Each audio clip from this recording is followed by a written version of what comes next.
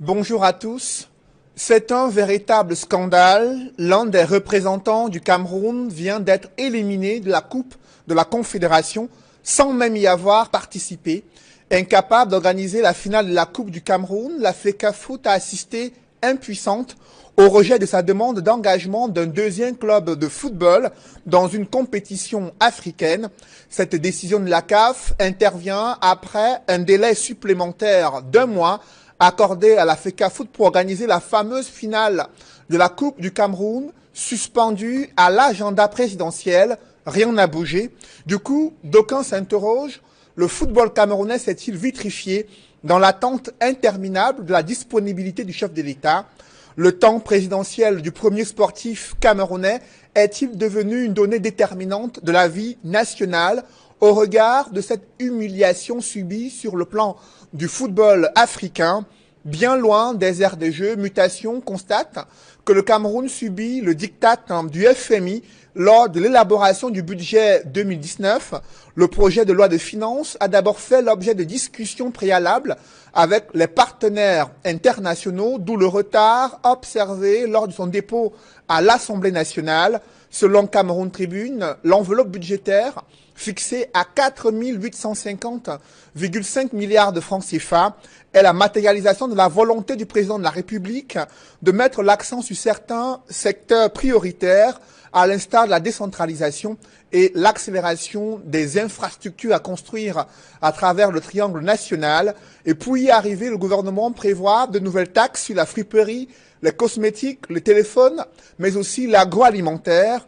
Et la nouvelle expression tire la sonnette d'alarme sur une pression fiscale mortelle pour les industries brassicoles. Elle redoute une asphyxie fiscale aux conséquences néfastes sur des milliers d'emplois et les filières agricoles.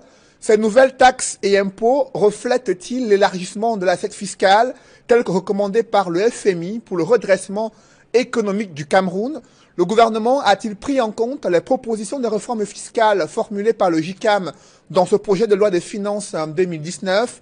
Les chefs d'entreprise et les Camerounais peuvent-ils survivre face à cette nouvelle pression fiscale annoncée pour l'année 2019, alors que le gouvernement n'a donné aucune indication claire sur la réduction du train de vie de l'État? Le service de la dette publique inquiète à la fois les investisseurs, mais aussi les experts en finances publiques. Mesdames, Messieurs, ces préoccupations majeures de l'actualité nationale constituent le fil conducteur du droit de réponse. Mesdames, Messieurs, bienvenue dans cette émission où le choc des idées fait jaillir la lumière des analyses effectuées sur ce plateau.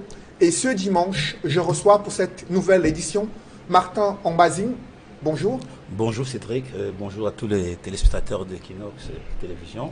Vous êtes banquier, expert des questions économiques, financières, spécialiste également de la microfinance. Merci d'être avec nous ce dimanche. C'est moi qui vous remercie plutôt. Également présent ce dimanche avec nous le docteur Ariel Nitedem. Bonjour. Bonjour Monsieur Nufele. Vous êtes expert en finances publiques, enseignant à l'Université de Yaoundé 2 du côté de SOA. Merci d'être venu ce dimanche ici à Douala. C'est moi qui vous remercie. Je profite pour dire mes salutations aux Camerounais à la diaspora. Et je profite pour dire que le Cameroun se fera avec la diaspora ou ne se fera pas. Troisième panéliste ce dimanche, Georges Meka Abesselo. Bonjour. Bonjour Monsieur Cédric Nufele. Vous êtes expert en finance et investissement, directeur Afrique d'une banque américaine d'investissement agricole, consultant pour des grands cabinets des conseils mondiaux. Merci d'être avec nous ce dimanche. Merci. Et le quatrième panéliste, consultant sur droit de réponse, éditorialiste à la Nouvelle Expression, Edmond Kambia. Bonjour. Bonjour Monsieur Nufele. Merci d'être avec nous. Je salue tous les dimanche. copanélistes ainsi que tous les téléspectateurs.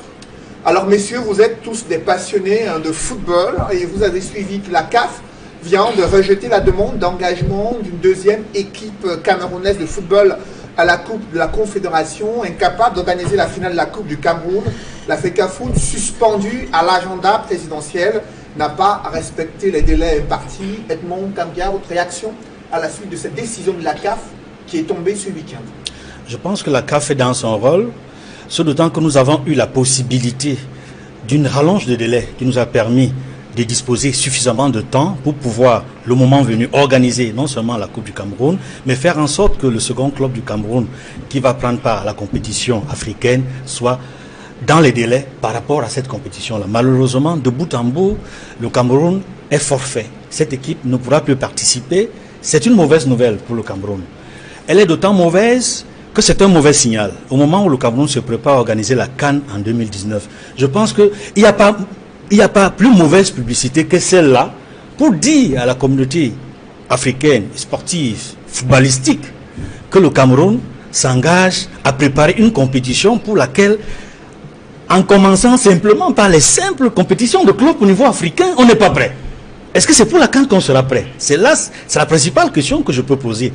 Et vous verrez que dans les jours à venir, la presse va abondamment traiter de cette actualité-là.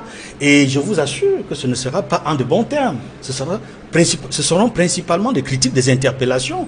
Parce que le chef de l'État a, dans le passé, pu être représenté par le Premier ministre pour présider une Coupe du Cameroun. Pourquoi cela n'a pas été possible cette fois-ci? Son calendrier était-il si surchargé qu'il n'a pas pu se faire représenter afin de permettre à ce second club du Cameroun d'aller, qui était prêt, il faut le dire, ce club était prêt à participer à cette compétition. Mais malheureusement, les circonstances font en sorte que le Cameroun ne pourra pas participer à cette compétition, c'est regrettable. Deuxième représentant du Cameroun éliminé sur tapis vert, n'ayant même pas participé à la phase éliminatoire de la Confédération, et pour cause, la finale de la Coupe du Cameroun ne s'est pas tenue. Georges Meka-Abesolo, dans quel état d'esprit avez-vous accueilli cette décision de la CAF qui rejette la demande de la FECAFOOT concernant le deuxième représentant du Cameroun aux compétitions africaines? Je reste perplexe et pour moi, j'attends les réponses du ministère des Sports et de la FECAFOOT. Et pour quelle raison? Pour expliquer la non-participation d'une équipe camerounaise à une Coupe des Coupes africaines. Alors, lorsque vous parcourez la correspondance du secrétaire général adjoint de la CAF adressée à la Fédération camerounaise de football, qui souligne le fait qu'un délai supplémentaire d'1 mois a été accordé à la FECAFOOT pour organiser la finale de la Coupe du Cameroun, afin que le vainqueur soit celui qui représente le Cameroun aux compétitions africaines, et que jusque-là, cette finale de la Coupe du Cameroun ne s'est pas tenue. Comment appréciez-vous ce type de management? Je ne jugerai pas, je demanderai plutôt une demande d'explication à la FECAFOOT. Je pense qu'elle va, dans les prochaines heures, apporter des éclaircies. Donc, attendons patiemment. On a la lettre de la CAF, attendons la réponse de la FECAFOOT et probablement celle du ministère des Sports, dont tel est le ministère et la tutelle. Docteur Ariel Mitedem, sur cette question de la Confédération africaine de football et le rejet de la demande de la FECAFOOT, qui avait d'ores et déjà envoyé le nom d'un club de football sans que la finale de la Coupe du Cameroun ne se soit tenue, comment appréciez-vous ce type de management? Oui, je ne veux pas lier cela à notre capacité à être prêt pour la Coupe la CAN l'année prochaine, comme a bien dit mon voisin. Ça n'a pas de lien, pas direct en tout cas. Ce que je dois dire, c'est qu'il faudrait qu'on comprenne qu'au Cameroun, le Cameroun ne vit pas en taxi, que les décisions que nous prenons affectent la régulation au plan international. Et cela vaut pour le football comme pour l'économie, où on voit des classements où on n'a pas de rang toujours honorable au plan international. Donc il était question que ceux qui gèrent l'agenda du chef d'État mesurent la portée de la non-tenue de la Coupe d'Afrique, de la Coupe du Cameroun, mesure la portée et attire l'attention du chef d'État sur le fait que si cette Coupe n'est pas organisée à un moment donné, à une date précise, on va perdre, n'est-ce pas, la représentativité du Cameroun à un événement africain, au niveau africain, ce qui va impacter sur l'image du football camerounais. C'est de ça qu'il s'agit. Ils n'ont pas mesuré, n'est-ce pas, la portée de cette décision. Et je dois rejoindre peut-être mon ami Meka pour dire que peut-être que les responsables de la FECAFOOT et le ministère n'ont pas suffisamment attiré l'attention des proches collaborateurs du chef d'État sur l'impact de cette décision. Donc la CAF a quand même accordé 1 mois. Absolument. Une délégation spéciale 2 mois au Cameroun pour organiser cet événement. Je ne pense pas qu'au sommet de l'État, on a apprécié véritablement à sa juste valeur la non-tenue de la Coupe du Cameroun à date. On n'a pas apprécié l'impact que ça pourrait avoir sur la représentativité du football camerounais au niveau international. Sinon, tenir une Coupe du Cameroun ne serait pas le plus compliqué. On peut trouver quelqu'un pour représenter le chef d'État. Même le ministre des Sports peut le faire. On a déjà vu le président de la République être représenté à des cérémonies par des ministres. Et il y a des ministres conseillers à la présidence qui le font de façon régulière. Donc ce n'est pas... Même Roger Mila, pourquoi pas ambassadeur auprès de la présidente qui s'occupe du football, pouvait représenter le président de la République pour un événement comme la finale de la Coupe du Cameroun. Donc ce n'est pas un problème de représentativité, c'est un problème de management du calendrier du chef d'État par les proches collaborateurs, peut-être qui n'ont pas été suffisamment... on n'a pas souvent attiré leur attention sur l'importance de cette décision. Et jusqu'à ce jour, la finale de la Coupe du Cameroun ne s'est pas tenue. Le vainqueur de cette compétition reste encore inconnu et est d'ores et déjà éliminé de la Coupe de la Confédération. Martin Ombazing, vous êtes également passionné de football. Lorsque vous suivez cette décision de la CAF qui vient étaler le système de management au Cameroun concernant les compétitions de football et également l'attente au sujet de l'agenda présidentiel, comment vous analysez cette situation ? Bon, moi je pense que ça dénote tout simplement de l'absence de coordination entre l'action du gouvernement et puis les fédérations. Parce qu'en fait, voyez-vous que lorsqu'on vous donne une rallonge d'un mois, ça suppose que entre les 4 semaines, à l'intérieur des 4 semaines, il y a les conseils de cabinet, il y a la fédération qui à travers le ministère, qui devait normalement se mettre en phase pour que cela soit fait. Bon, maintenant, ce qu'il faut comprendre aussi dans ce qui nous arrive, c'est que le Cameroun a longtemps bataillé pour avoir une 3e place, une 4e place au niveau des compétitions africaines. Bien entendu, à partir du moment où on vous donne la chance de pouvoir compétir avec un club de plus et que cela n'est pas possible, ce qui est clair, c'est qu'on va retirer au Cameroun, une fois de plus, un nouveau candidat. C'est-à-dire qu'au lieu d'avoir trois candidats aux compétitions africaines, on n'aura que deux. De deux, il faut quand même comprendre qu'il y a des enjeux financiers, économiques.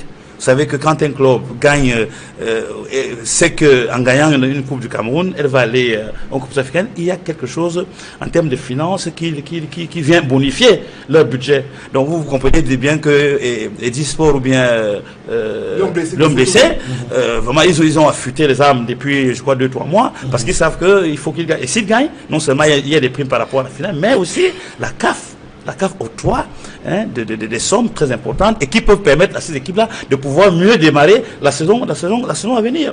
N'oublions pas aussi la carrière des joueurs. Vous savez que c'est lors de ces compétitions que les joueurs arrivent à se faire voir, à se faire vendre. Donc vraiment, je suis désolé de le dire, vraiment, on le dira tout à l'heure, on a beau avoir trop de pétrole, beaucoup d'argent, mais si à la base on n'est pas organisé, on ne peut pas attendre quelque chose en termes de résultats. Un problème d'organisation qui se pose et qui vient d'impacter sur le football camerounais. Edmond Kambia, des conséquences également sur l'image du Cameroun sur le plan continental, mais aussi la perception du fait que le football camerounais reste vitrifié dans l'attente de l'agenda présidentiel qui demeure la seule donnée déterminante de tout ce qui va se passer dans le pays. Effectivement, parce que au cœur du problème, c'est le calendrier ou l'agenda du chef de l'État. Parce que ce n'est pas la première fois qu'une Coupe du Cameroun ne peut pas se tenir dans les délais. C'est-à-dire juste après la fin des compétitions, des éliminatoires, les finalistes sont connus. On n'attend plus que la disponibilité du chef de l'État pour préciser la date. Je pense que globalement, la fédération a toujours fait son travail. Parce qu'il faut qu'on précise les responsabilités. On ne peut pas tout rejeter en bloc sur la FECAFOOT. Je n'en suis pas le porte-parole, sauf d'autant que la FECAFOOT cherche encore son bureau.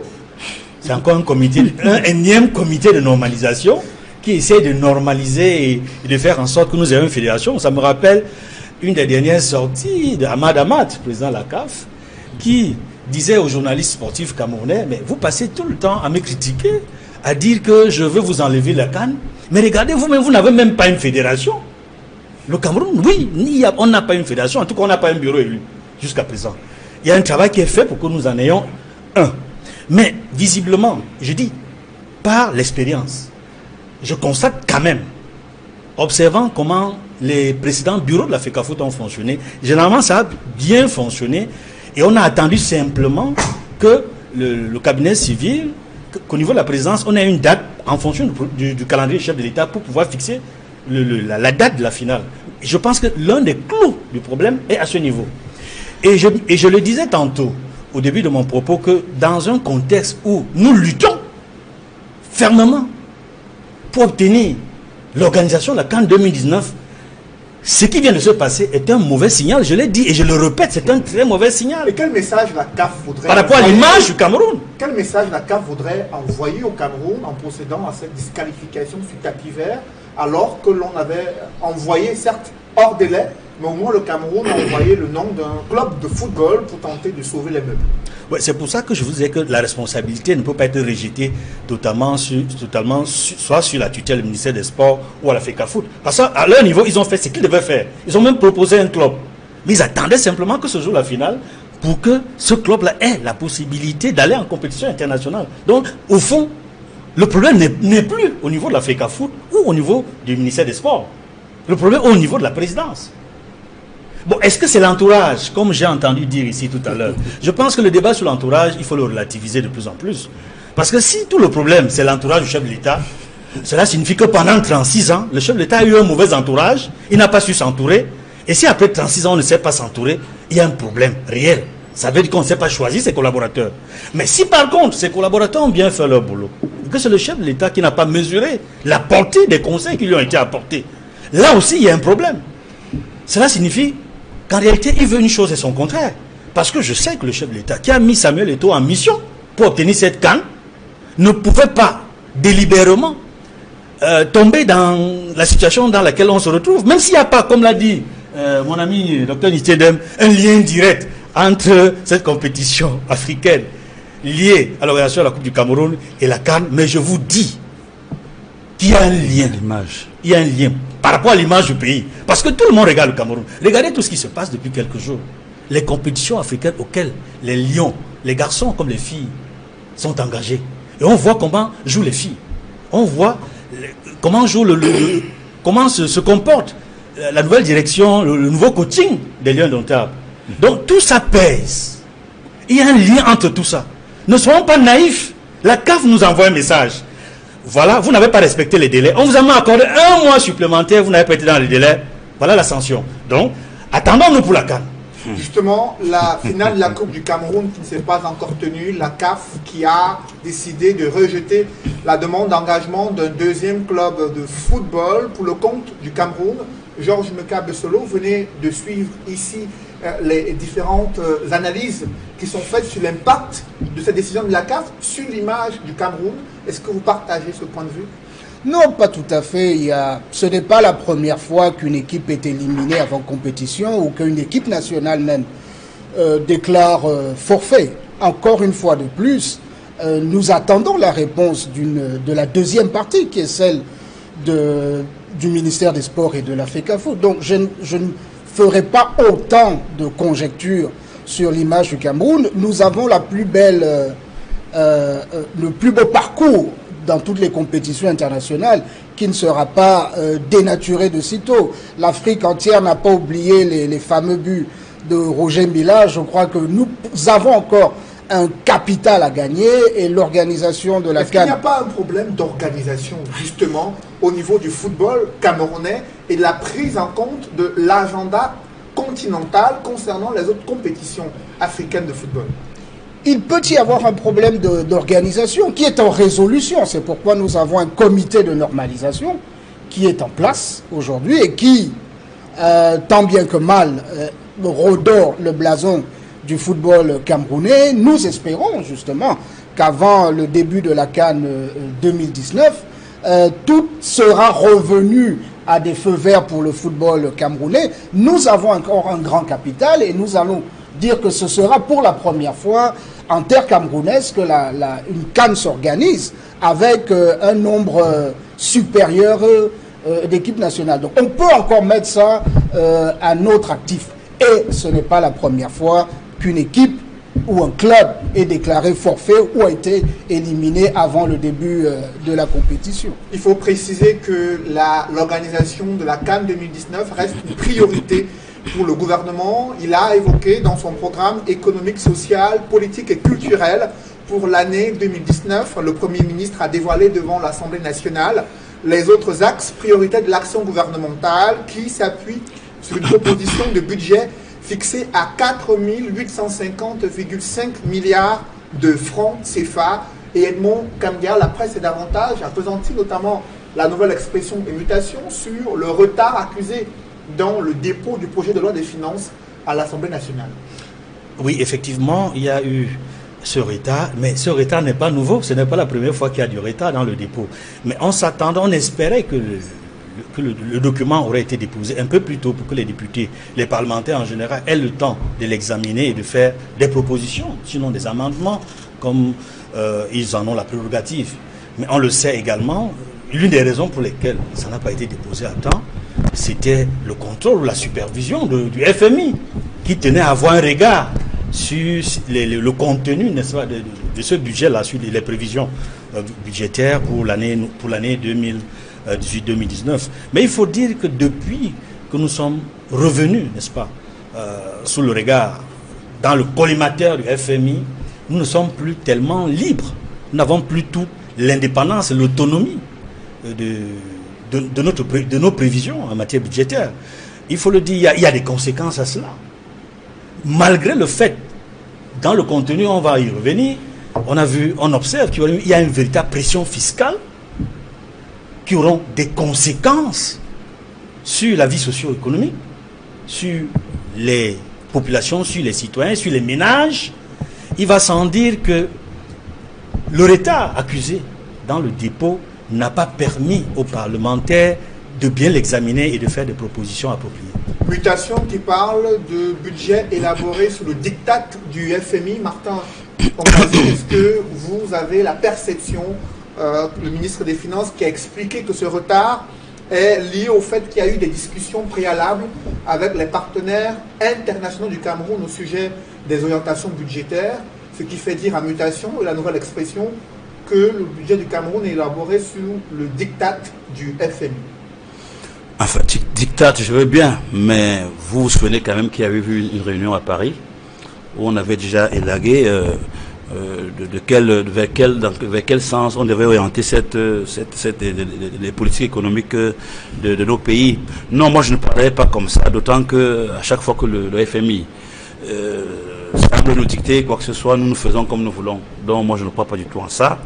Je pense que nous avons au Cameroun un problème de volontarisme, je le dis toujours. C'est-à-dire que cette loi des finances ressemble à celle de 2018, celle de 2018 ressemble à celle de 2017, les équilibres sont toujours les mêmes, le fonctionnement déborde sur l'investissement, on nous parle toujours de création d'emplois, on n'en voit pas beaucoup. Et là, il faut quand même reconnaître une chose, c'est que le budget 2019 s'inscrit dans une phase où on sort du document de stratégie pour la croissance de l'emploi, où on n'a pas fait le bilan. C'est-à-dire on revient sur la stratégie de planification, telle que ça a été à l'époque, on sort du document stratégique pour la croissance de l'emploi pour cette nouvelle stratégie-là sur la planification. Mais on n'a pas fait le point. Bon, mais si on devrait faire le point d'abord de ce premier document, on pourrait dire aujourd'hui que les outils n'ont pas été atteints, le taux de croissance n'a pas traversé les 5%, l'emploi n'a pas du tout reculé. Pire encore, même s'il y a des efforts faits par le chef d'État, mais je le dis encore, c'est pas à l'État de créer des emplois. Les 2000 emplois, certes, sont accueillis avec beaucoup de joie de part et d'autre, mais l'emploi doit être créé par l'entreprise privée. Donc au jour d'aujourd'hui, moi je dirais que ce budget manque de volontarisme, ce budget n'a aucune originalité, et ce budget ne pourra produire que les résultats que les autres budgets ont produits, à savoir qu'on dépassera très difficilement, ou alors on atteindra très difficilement le taux de croissance de 4%. Justement, le gouvernement qui table sur 4,4% pour l'année 2019, avec un budget fixé à près de 4 850 milliards de francs CFA. Avec vous, professeur Ariel Nitedem, sur les orientations budgétaires, est-ce que cela reflète l'ambition du gouvernement de pouvoir sortir de la crise économique? Oui, j'ai deux ou trois choses à évacuer avant de répondre à votre question. Le retard dû au dépôt de la loi de finances ne dépend pas de la présence du FMI. Ça, il faut le dire tout de suite. Le dépôt, la date légale du dépôt du projet de loi de finances à l'Assemblée est fixée dans le régime financier de l'État. C'est 15 jours avant le début de la session consacrée à l'examen du budget. On l'a déposé 14 jours après. Et cela, c'est depuis 5 ans. Depuis 5 ans, on n'a jamais déposé avant 15 jours après. Donc, c'est la constance. Et c'est peut-être lié aux contraintes que l'administration a. C'est lié peut-être à la non-existence d'un calendrier budgétaire dans ce pays. Vous savez, chaque administration qui travaille sur le budget, en même temps qu'il exécute le budget de l'année N, il travaille sur le compte rendu de l'exécution du budget de l'année N-1 et il prépare le budget de l'année N+1. Et il faut un calendrier pour séquencer tout cela. Le Cameroun n'en a pas encore. Et ça peut expliquer ce retard. Donc, ce n'est pas lié à la présence du FMI. Et on ne peut pas parler du diktat du FMI. En réalité, le FMI au Cameroun, dans le cadre d'un conseil qui est prévu dans son article 4. Quand on va rentrer, et ça, il ne faut pas être pressé, s'il y a un FMI, on va rentrer dans un programme d'ajustement structurel FMI, et là, on parlera de diktat. Il ne faut pas aller très vite en besoin. Aujourd'hui, c'est des conseils que le FMI donne. Ce que le FMI fait, il amplifie la voix des experts camerounais et de tous les autres experts. En fait, le diktat ici, c'est le diktat de la conjoncture. C'est la conjoncture qui dicte ou qui a dicté tout ce qu'on voit dans le budget. C'est de ça qu'il s'agit. Vous savez, le budget, c'est un acte de prévision, d'autorisation. Et prévision ici, ça suppose prévision des recettes et des dépenses. Et cet acte de prévision est mis en place par le chef de l'État, le président de la République, à qui le peuple a donné un mandat. En fait, le budget, c'est un outil de mise en œuvre du programme du chef de l'État. Or, il s'est engagé devant le peuple, il a pris des engagements qu'il doit réaliser, c'est à travers le budget. Et le chef du gouvernement, justement, a présenté ce programme économique, social. Absolument, on a vu dans les priorités du président de la République, pour l'année 2019, ça a été présenté par le Premier ministre. Il a dit qu'il va mettre l'accent sur la décentralisation, sur la préparation de la CAN, et il y a la sécurité, il y a création d'emplois, la création d'emplois. De la croissance. Il a dit clairement. Donc c'est ça, le budget doit refléter ses priorités. Et nous le savons tous, c'est ce qu'on dit tout le temps. Et je vais dire pourquoi, en 2 mots, pourquoi le FMI, pourquoi on a ce programme avec le FMI. Il y a 2 ou 3 choses. Première chose, c'est le déficit budgétaire, qui en 2015 était 2,2% du PIB et qui est passé à 6% du PIB en 2016. Ce qui devient inquiétant, c'est pour ça que le FMI a cru devoir intervenir sous forme de conseil. Et en même temps, la balance commerciale était chroniquement déficitaire et les ressources d'échange s'étaient amenuisées de façon drastique. Donc on ne pouvait plus payer que 2 mois d'importation. Pour le Cameroun, 0 mois, on va dire comme ça, pour les autres pays comme le Tchad et la Guinée équatoriale. Et par mesure de solidarité, le Cameroun s'est mis avec les pays de la communauté CEMAC.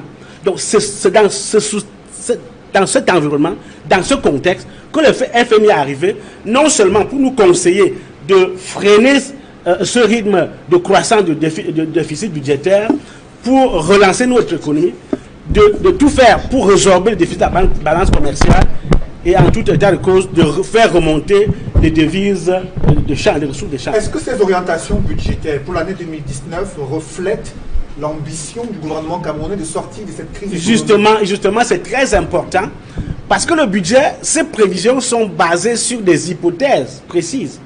Par exemple, au plan de la croissance, l'hypothèse c'est 4,4% de croissance. Et il y a une autre hypothèse, c'est le prix du baril. Le coût du baril du pétrole, parce qu'il y a une bonne partie des ressources budgétaires qui sont financées par le pétrole. Ça se situe autour de 80%, ça a remonté 75-80%. Il y a le coût du change de dollars, parce que nous vendons en dollars. Il y a le taux d'inflation qui va être maintenu à 3%. Ça sont les hypothèses sur lesquelles se fonde ce budget. Alors, est-ce que ce budget, comme tous les autres, je n'ai pas l'impression. Il y a quand même des innovations, il y a quand même des différences au plan fiscal, et même au plan des dépenses. Remarquez que l'augmentation du budget, c'est de 3,4%. C'est la plus petite augmentation depuis plus de 5 ans. Et là, c'est une volonté de freiner l'endettement. Parce que quand vous regardez comment le budget est fait, les dépenses publiques ont ceci de particulier, que ce sont les recettes qui sont ajustées aux dépenses. Donc les gouvernements dépensent avant de chercher à couvrir les dépenses. Donc on décide de ce qu'on va dépenser, on cherche des ressources pour couvrir. Il y a les ressources internes, il y a les ressources fiscales. Enfin, il y a les ressources internes de l'État, les ressources propres de l'État et les ressources fiscales. Les ressources propres, c'est les ressources du sol et du sous-sol. Les ressources fiscales, c'est la douane, c'est ce qu'apporte la douane, la fiscalité à la porte et la fiscalité interne. Maintenant, quand ces ressources n'arrivent pas, il y a la monnaie aussi. Malheureusement, nous n'avons pas ce levier. Parce qu'on peut fabriquer la monnaie, on peut faire recourir à la banque, à la planche à billets. Quand ces ressources n'arrivent pas à couvrir les dépenses, on recourt à l'emprunt. Nous en parlerons justement. Alors, je vais dire, en fait, l'augmentation du budget d'une année à l'autre, si vous observez bien, ça a été fait, ça a été financé par l'emprunt, par l'endettement. Nous en parlerons si on a un taux de croissance faible, ça veut dire qu'on a limité l'endettement. C'est ce que je voulais expliquer. On en parlera dans cette émission. Georges Meka a Besolo sur les orientations budgétaires de l'année 2019 évoquées par le Premier ministre, chef du gouvernement. Est-ce que ça matérialise une volonté de sortir de la crise économique, de permettre aux Camerounais, durant l'année 2019, de renouer avec un pouvoir d'achat qui leur permet de survivre au quotidien? A priori, oui. Toutefois, il y a des manquements. En lisant les orientations budgétaires, mon analyse est d'abord que c'est la politique ou le politique qui semble dicter l'économie et non la situation économique qui semble dicter la politique économique. J'aurais souhaité également qu'il y ait beaucoup plus de spécificité. On est resté un peu sur les généralités macroéconomiques. Dans le cas de l'agriculture, j'aurais voulu qu'on nous dise nous allons passer de 10 000 tonnes de production de maïs à 14 000 tonnes. Nous allons, le kilo de viande pourrait diminuer de 10 à 15% si certains efforts sont faits. Il fallait peut-être être beaucoup plus spécifique sur du concret. L'exécution des travaux routiers, combien de kilomètres seront ajoutés sur le secteur routier en 2019? Autant d'éléments tangibles qui permettraient de fédérer l'exécution de ce budget vers des objectifs beaucoup plus spécifiques. Un des exemples qui était dans le budget précédent était de s'assurer que toutes les études auraient été menées en année N-1 afin que les marchés puissent être passés et l'exécution soit uniquement l'objectif en année N. Donc il faut continuer de croire qu'il y a des efforts à faire et que le gouvernement, au sorti de cette élection présidentielle, a pu mesurer les attentes des Camerounais, certes dans un contexte sécuritaire, Boko Haram, la question de sécurité au nord-ouest et au sud-ouest, qui ont créé, il faut l'avouer, des dépenses non prévisibles, qui ont fortement arrêté la production économique de ces deux régions et dont il faut en tenir compte dans le budget 2019. En attendant, les membres du gouvernement sont en train de défiler devant les différentes commissions à l'Assemblée nationale et au Sénat afin de défendre leur enveloppe budgétaire. Et l'on constate dans ce projet de loi des finances 2019 qu'il y a de nouveaux droits d'assises prévus pour cette année 2019. La nouvelle expression, Edmond, s'est appesantie sur les nouvelles taxes qui vont toucher les industries brassicoles.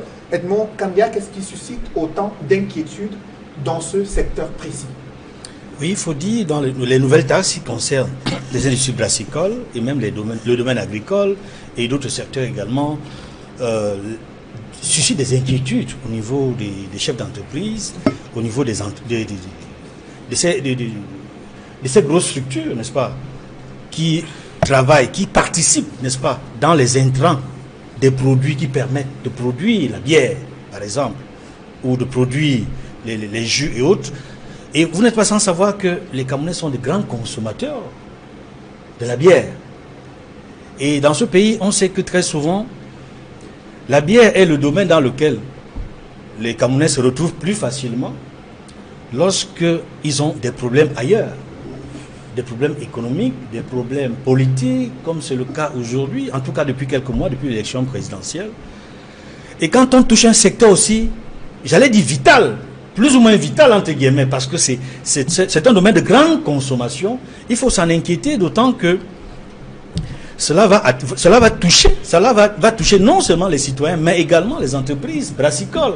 N'oubliez pas que dans ce domaine-là, et surtout lorsque l'on sait qu'il y a une crise importante que nous connaissons depuis 2 ans, dans le nord-ouest et le sud-ouest, où ces entreprises brassicoles ne peuvent plus accéder au niveau des populations, où l'économie du nord-ouest et du sud-ouest ne fonctionne presque plus, où selon le JICA, il y a plus de 8 000 emplois de perdus, c'est-à-dire 80 000 ménages en désespérance.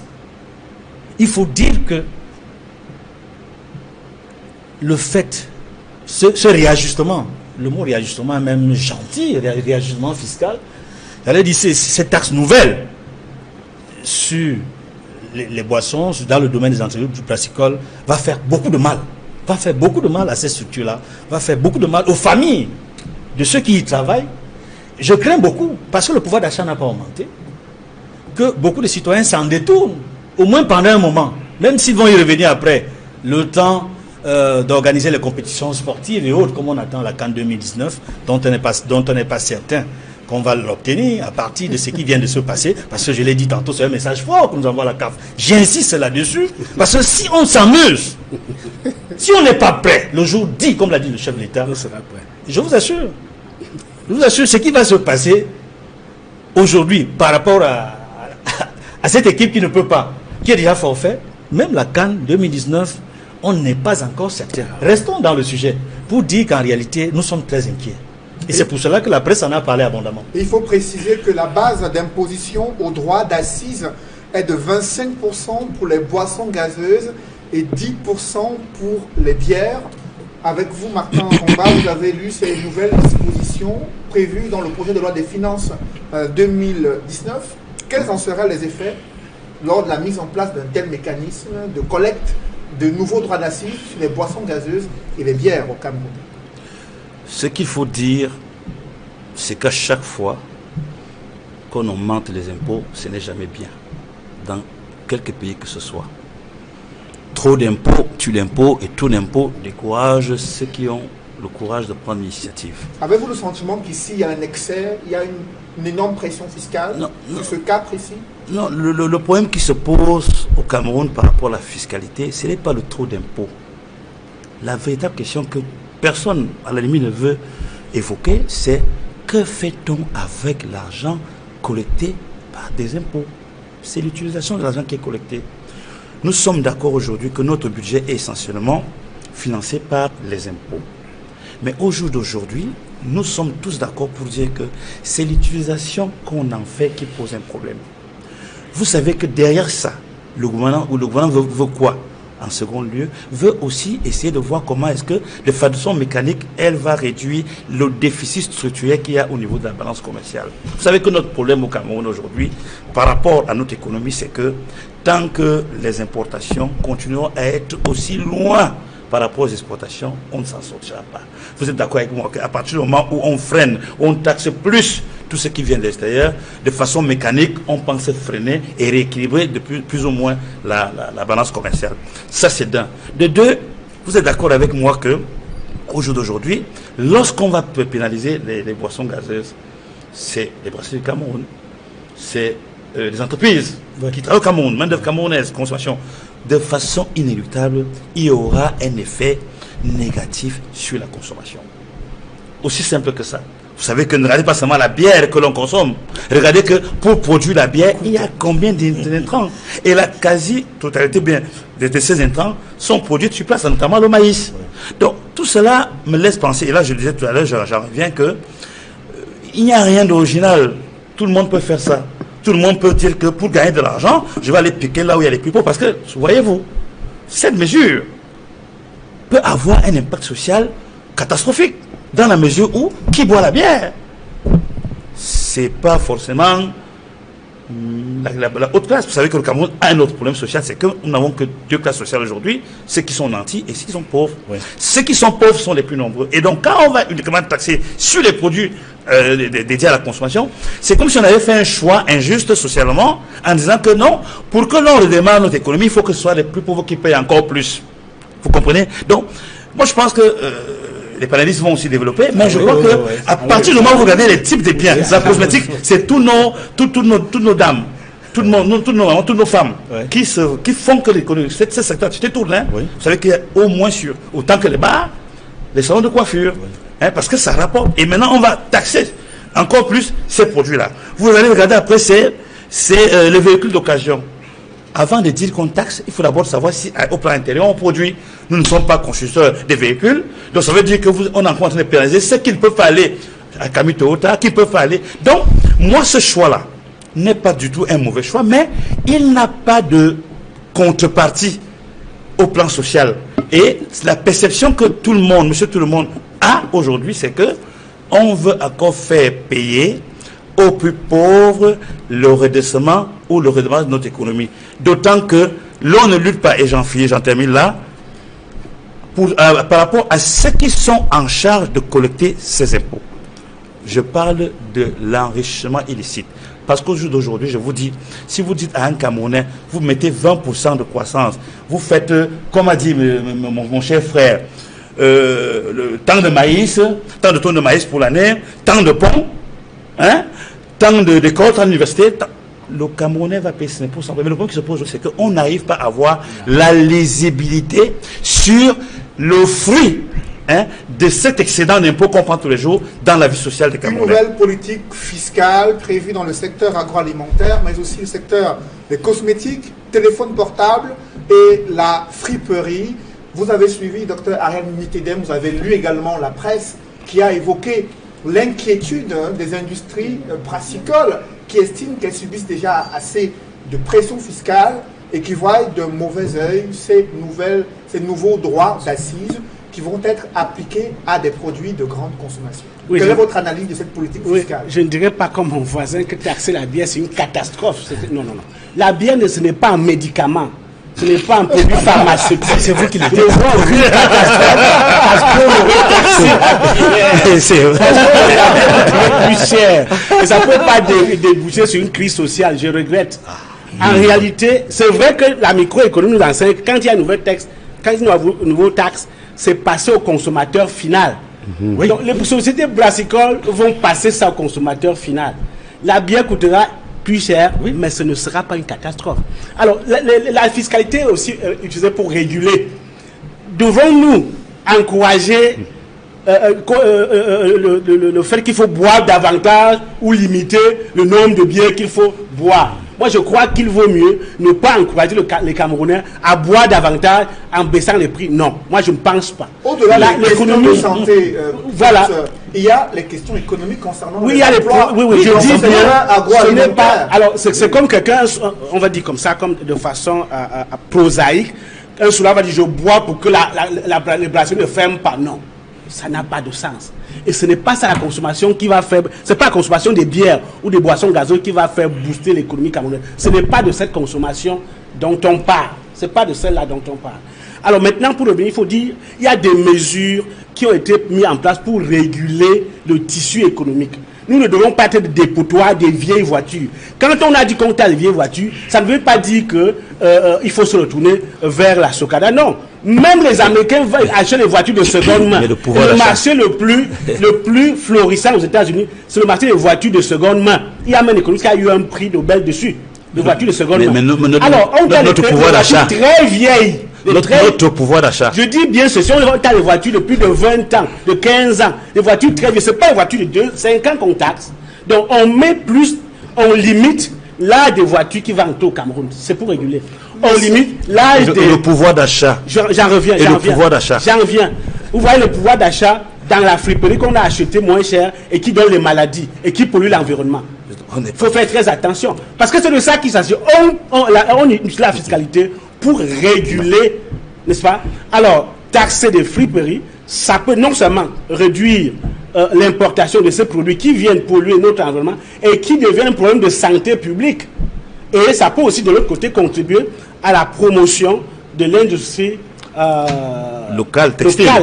Mais qu'avons-nous fait? Qu'avons-nous fait avant? Les vieux pneus qu'on nous permet d'entrer dans ce pays, vous achetez un pneu qui a un certain âge, vous chaussez la voiture et c'est un accident qui arrive. Donc il faut limiter la qualité des pneus qui arrivent. Il faut empêcher qu'on importe des très vieux pneus. C'est ça qu'il s'agit. On ne refuse pas qu'on importe des pneus, mais des très vieux pneus, des très vieilles voitures. Alors il faut justement pas distraire. Il y a des problèmes importants sur lesquels j'aurais attendu le gouvernement. Par exemple, la taxe foncière. C'est là pour moi j'ai un véritable problème. Parce que qui est propriétaire foncier au Cameroun? c'est justement ceux de la haute classe. Or, la faiblesse de cette politique fiscale de cette année, c'est justement sur la collecte de la politique fiscale, de la taxe foncière. En fait, on leur donne comme un cadeau fiscal. Ils payent quand ils veulent, ils payent au bout d'un certain temps, et on a l'impression qu'ils ont refusé, on va dire comme ça entre guillemets, ceux qui sont de la haute classe ont refusé de se faire harakiri. En fait, ils protègent enfin, et le véritable problème, je vais en parler, c'est le problème d'évasion fiscale et de fraude fiscale. Et ici, la loi des finances de 2019 protège protège celui qui conteste la fiscalité. Si vous contestez la fiscalité, cela est rendu difficile d'avoir gain de cause. Si cette loi des finances est votée en l'état. On parlera de ce contentieux fiscal tout à l'heure. Deuxième chose, le véritable problème de la fiscalité au Cameroun, depuis toujours, c'est l'assiette fiscale. Beaucoup ne payent pas. Il y a beaucoup d'évasion fiscale au Cameroun. Pourtant, le gouvernement dit avoir respecté les recommandations du FMI pour élargir l'assiette fiscale. Dans ce projet de loi de finances 2019, Georges Meka à Besselo, sur les industries brassicoles, cosmétiques, la friperie, des secteurs où la majorité des Camerounais ne disposant pas d'un pouvoir d'achat conséquent semblaient s'y retrouver pour leurs besoins alimentaires et des besoins sociaux importants. Comment appréciez-vous ces nouvelles taxes qui ont été introduites dans ce projet de loi des finances 2019 ? Pour moi, comme toute décision politique économique, aucune n'est bonne, aucune n'est mauvaise, mais on a pris celle qui fait le moindre mal. Et lorsque j'analyse les nouvelles taxes sur justement l'industrie brassicole, je faisais une petite équation économétrique pendant que les panélistes discutaient. Je me rends compte que cette industrie est très dynamique au Cameroun, elle est très compétitive. Et si on observe depuis plusieurs années, les prix d'achat justement de ces produits ont fortement baissé. Il y a moins de 2 ans, on a encore assisté à une réduction des boissons alcooliques. La compétition a ramené les eaux minérales qu'on achetait il y a 5 ou 6 ans à 3 000 francs, désormais à 1 200 francs le paquet de 6 bouteilles. Les prix des jus, des boissons gazeuses a fortement diminué à cause de la compétition. Sans oublier que ce sont aussi ces mêmes sociétés qui bénéficient des exonérations fiscales et douanières qui aujourd'hui sont un manque à gagner de 20% à l'État, d'environ 450 milliards de francs CFA. Donc pour moi, taxer l'industrie brassicole est le moindre mal que ce gouvernement pouvait faire dans un contexte économique déjà difficile. Et il faut Est-ce que dans vos paramètres d'analyse, vous prenez en compte le fait que ces industries brassicoles ont énormément perdu du fait de la crise anglophone? Oui. Vous avez suivi les chiffres du GICAM. Oui. Elles sont les plus concernées par cette crise dans les régions du nord-ouest et du sud-ouest, avec près de 40 milliards de francs CFA pour les industries brassicoles. Et elles estiment déjà subir une pression fiscale importante. Vous savez que les droits d'assises, ce n'est pas la première fois que le gouvernement introduit des droits d'assises pour les bières et les boissons gazeuses. Est-ce que ces paramètres peuvent justifier leur réaction aujourd'hui? Elles peuvent certainement justifier leur réaction. Le secteur privé ne fait pas d'ajustement si elle n'est pas contrainte de le faire. Mais ce sont aussi ces entreprises qui non seulement bénéficient des exonérations fiscales et douanières, bénéficient des APE également. Donc je crois qu'il y a quand même un seuil sur lequel ces impôts, droits d'assises, sont transférés aux consommateurs. C'est un impôt indirect qui va simplement refléter sur l'achat par le consommateur. Donc au final, c'est le consommateur qui décide s'il veut davantage acheter de la boisson ou non. En comptabilité, ce sera juste une passation comptable pour ces entreprises. Certes, il y a des difficultés au nord-ouest et au sud-ouest, mais dans ces mêmes régions de crise, la consommation n'a pas pour autant... elle ne s'est pas arrêtée, elle a certainement diminué, mais elle ne s'est pas arrêtée. Et ce sont aussi ces sociétés qui exportent toujours vers des pays voisins comme le Gabon, le Tchad et le Congo. Et la Centrafrique. Combien a-t-on de sociétés brassicoles au Cameroun? quel est ce monopole qui est maintenu au Cameroun depuis les années 60? On a une seule société brassicole au Cameroun qui est un produit des intérêts français. Et ils ont tout fait pour maintenir ce monopole. Et nous voulons que l'État les accompagne. Il y a des Camerounais. Attends, non, écoutez, chaque fois que des Camerounais ont mis en place une société brassicole qui commençait à faire concurrence aux brasseries, on les a cassés. On a vu nos bras, on a vu dernièrement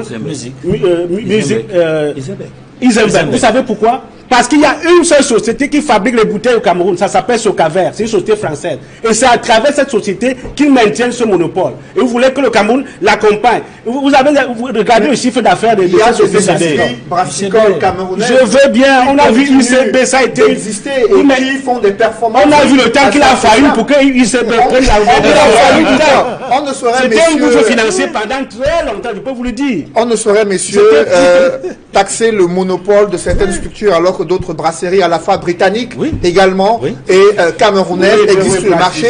Il y a aussi d'autres promoteurs camerounais qui dans les toutes prochaines années vont également mettre sur pied des industries brassicoles au Cameroun. Le marché semble prometteur, mais avec ces taxes, Edmond Okamga, les investisseurs commencent à s'interroger sur les capitaux à injecter dans ce secteur d'activité. Effectivement, je crois que le moment a été mal choisi d'acculer le secteur brassicole, pour toutes les raisons qu'on a évoquées tantôt. Parce qu'au final, c'est le consommateur qui trinque. Mais en même temps, l'entreprise qui produit aura des problèmes. Si le consommateur va s'en détourner pour un bon bout de temps, il y aura des conséquences au niveau des attentes de bénéfices. Quand on investit, c'est pour gagner. On n'investit pas pour perdre. Et nous disions tantôt que du fait de la crise anglophone, il y a du manque à gagner en dizaines de milliards par rapport aux gens du nord-ouest et du sud-ouest pour les industries brassicoles. Et je m'inscris en faux contre le panéliste qui dit que dans le nord-ouest et le nord-ouest, on continue à consommer les boissons. Non. On consomme de moins en moins. L'écart est grand. Et je peux même vous dire que du fait de la crise anglophone, où on retrouve les gens en forêt, on consomme davantage les boissons qui viennent du pays voisin. Et non pas les produits des industries brassicoles camerounaises. Oui, je vous le dis, je suis bien informé. Mais si vous faites la somme des bénéfices des APE, des exonérations fiscales et douanières que toutes ces sociétés ont récemment eues pour améliorer leur chaîne de production, et en plus d'un impôt qui est indirect, qui est passé aux consommateurs, vous réalisez que déjà pour le gouvernement c'était le moindre mal. Pour apporter une réponse aux autres attentes des Camerounais qui ne sont pas nécessairement sur la boisson, ce sont des sociétés qui ont fait des profits substantiels ces 10 dernières années et qui ont des liquidités qu'elles peuvent encore réinjecter même dans cette situation d'impôt fiscal indirect. Pour moi, il ressort de vos analyses. Il ressort de vos analyses, messieurs, que c'est le consommateur final qui risque de payer. Bien sûr. Martin Ombazing, est-ce que cette donnée a été prise en compte dans l'élaboration de ce projet de loi des finances et ces droits d'assises introduits à tout vent dans des secteurs aussi brassicoles que la friperie, cosmétique et également celui des téléphones portables? Oui, mais c'est de ça qu'il s'agit. En fait, c'est que quoi qu'on dise, quoi qu'on fasse, c'est le panier de la ménagère qui va souffrir. Hein. C'est-à-dire que je veux qu'on fasse toutes les hypothèses possibles. Hein.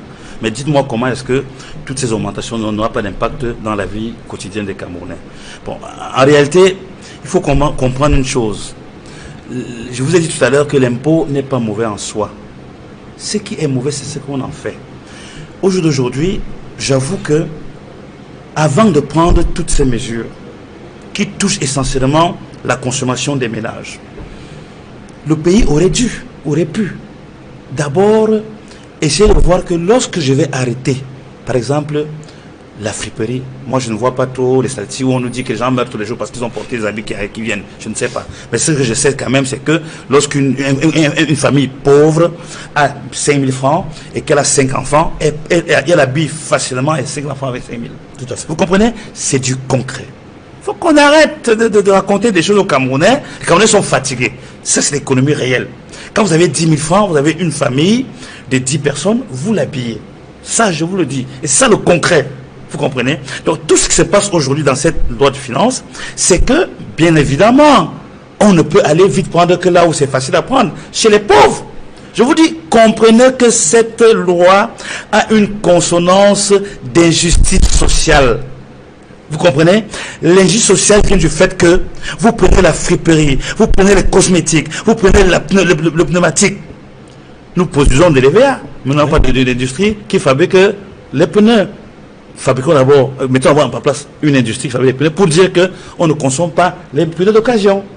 Combien de gens meurent par jour sur les axes parce qu'ils ont chaussé les pneus d'occasion? Ça voudrait dire quoi? Ça voudrait dire que 4 voitures sur 5 devraient mourir tous les jours. Des gens devraient mourir parce qu'ils ont mis les pneus d'occasion. Non, c'est pas ça le débat. Le débat, c'est que nous ne sommes pas prêts d'entrer directement dans le frontal de l'industrialisation. Et d'ailleurs, c'est le véritable problème aujourd'hui de notre pays et l'absence de volontarisme de notre pays, à savoir que très peu de capacité à produire une intelligence qui nous permet d'aller vers l'industrialisation. Ce n'est que ça. Alors, avant de dire qu'on ne fait plus la friperie, combien de tailleurs?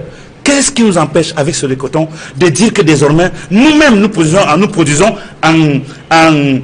quantité, comme l'a fait la Turquie. La Turquie n'était pas hier une référence au niveau du textile. La Turquie arrive à concurrencer la Chine. Qu'est-ce que nous avons mis en place en termes d'industrie pour que, au moins, sur ce que nous produisons sur place, qu'on puisse avoir des industries? Il n'y en a pas eu. Au niveau du cosmétique, c'est la même chose. Vous savez très bien, je vous dis, si vous faites le pari, vous voyez combien d'emplois cette industrie crée, ce commerce crée. Absolument. Regardez bien qu'en dehors des bars, ce sont les salons de coiffure qui font tourner, et je vous dis, ça fait tourner l'économie. Alors, le jour où vous mettez tous ces produits avec 25% de plus, ça va freiner la consommation et donc la croissance. On ne peut pas attendre une croissance, je vous l'ai dit et je vous le redis, monsieur Noufele, vous m'inviterez, je vous dis, au rythme où ça part, si elle est votée, la consommation va en prendre un coup. Et nous n'atteindrons pas 4% de croissance en 2019. L'élargissement de l'assiette fiscale qui intervient dans un contexte où plusieurs Camerounais s'attendaient à une réduction du train de vie de l'État. Docteur Arène Mikedem, c'est un levier sur lequel on n'a pas perçu dans ce projet de loi des finances une réelle volonté de la part du gouvernement d'actionner ce levier sur le train de vie de l'État. Oui, ça se voit au niveau des dépenses. Aujourd'hui, on ne peut pas encore apprécier, c'est à l'exécution qu'on va apprécier. Et j'ai dit le fait que le taux de croissance du budget de l'année 2018 à 2019 est relativement bas, nous donne un signal qu'on va limiter les dépenses. Cela dit, je vais revenir sur ceux qui pensent qu'on peut développer une économie par le commerce. Parce qu'on appelle chez nous, de façon prosaïque, par exemple, on ne peut pas développer une économie comme ça. Aucun pays ne s'est développé sur cette base-là. Parce que la friperie, on achète et on vend. Les bars, ce n'est pas ça qui développe l'économie. Quand vous avez une économie qui, n'est-ce pas, s'appuie sur le secteur textile, cela pourrait jamais atteindre le taux de croissance escompté. Pour atteindre l'émergence, il faut des conditions. Alors on ne peut pas en même temps dire qu'on veut s'industrialiser et continuer à importer à tout de bras avec une balance commerciale qui est chroniquement déficitaire. Est-ce qu'on a regardé ce côté? On va continuer à creuser le déficit de la balance commerciale en important ce qui est poubelle ailleurs. Et vous trouvez ça important, vous trouvez ça cohérent, pertinent pour des gens, pour une politique économique qui se veut avant-gardiste, qui veut développer un pays? Non, je regrette, ce n'est pas le cas, ça ne fonctionne pas comme ça. C'est une question de timing. Il faut le timing. On a vu les tailleurs qui à l'époque vivaient un train de vie 13. Vous voyez, un tailleur travaille sur le textile qui est produit localement. Et là, on peut justement promouvoir. Et on a une société de textile au Cameroun, le SICAM, ça s'appelle SICAM. On peut promouvoir cette industrie. Et au lieu d'importer ce qui est usagé, la friperie, je suis curieux qu'on soit en train de discuter entre hommes intelligents sur l'opportunité de favoriser, de promouvoir l'importation de la friperie dans un pays. Ce n'est pas opportun. Il est question d'arrêter cela. On aurait pu même, je m'excuse, on aurait pu carrément décider d'arrêter. Parce que ça tue, ça influence un secteur de l'économie. Mais l'industrie textile, habillement reste encore embryonnaire. Oui, mais c'est une filière que le gouvernement avait promis de la moderniser, de la rendre professionnelle. On demande une chose et son contraire. Pour pouvoir favoriser l'industrie textile locale, il faut la protéger. Sinon, il n'y a pas de marché. Personne n'investit là où il n'y a pas de marché. Pour qu'on puisse investir, il faut qu'il y ait un marché. Or, pour qu'il y ait un marché, il faut justement protéger pour créer ce marché. Mais il faut préciser que la fiscalité. La friterie aujourd'hui est plus menacée par l'importation de vêtements venant de l'Asie, qui eux aussi ont plus de facilité à rentrer au Cameroun. Et beaucoup plus à pacotille. Je souhaiterais, j'ai rien contre, mais c'est beaucoup plus à pacotille. Je souhaiterais qu'on ne mélange pas tout. Vraiment, c'est une action dans la bonne direction. Si on était en train de questionner monsieur le professeur, nous parlons, s'il vous plaît, Martin, si on était en train de parler des droits d'assises imposés sur les produits électroniques, sur les téléphones portables et les tablettes, sur le téléchargement des logiciels, là je serais d'accord avec vous. Ça a un impact sur la promotion de l'économie numérique. Ça a un impact sur le travail de nos jeunes étudiants et chercheurs. On peut en parler. C'est ce qui va se passer. Véritablement, il faut, quand c'est bon, il faut savoir le dire, il faut l'apprécier. Sinon, on va dans tous les sens. S'il te plaît. Martin, en bas. Non, ce que je voulais dire, c'est qu'il ne faudrait pas que vous disiez ce que je n'ai pas dit. Je crois que j'étais clair pour dire que c'est le secteur secondaire qui permet une économie d'industrialisation et que le Cameroun est absent. Et qu'avant de prendre cette mesure, il était préférable que l'on met d'abord les dispositions. Ça fait depuis combien de temps? Laissez-moi finir. Depuis combien de temps la cotonnière, la SICAM existe? Depuis combien de temps? C'est pas d'aujourd'hui qu'on devait commencer à... Ça fait depuis que ça existe. Donc je vous dis que c'est un problème de timing. La flexibilité dans laquelle doit intégrer ce type de mesures dans une économie qui est en parfaite, enfin, en totale atonie. C'est-à-dire que aujourd'hui, il y a le timing qu'il faut considérer quand on prend une décision économique et politique. Je te dis ceci, je ne suis pas d'accord pour dire que le commerce peut faire décoller une économie. C'est le secteur secondaire. Mais qu'avons-nous fait avant pour que cela soit prêt aujourd'hui?